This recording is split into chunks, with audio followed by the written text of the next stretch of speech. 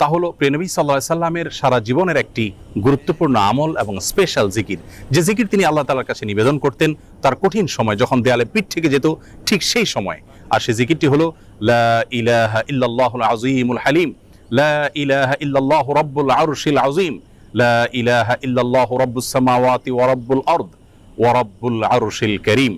এই জিকিরের মাধ্যমে আল্লাহ রাব্বুল আলামিনের একত্ববাদের স্বীকৃতি, আল্লাহর মাহাত্ম্য বর্ণনা করার মাধ্যমে আমরা দুশ্চিন্তা এবং পেরেশানি থেকে মুক্তি লাভ করতে পারবো ইনশাআল্লাহ বিইذনিল্লাহ।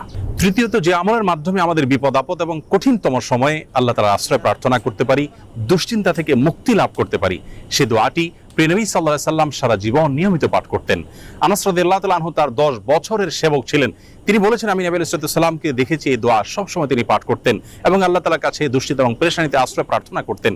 আর সে দোয়াটি হলো আল্লাহুম্মা ইন্নী আউযু বিকা মিনাল হাম্মি ওয়াল হাযান ওয়াল আজজি ওয়াল কাসাল ওয়াল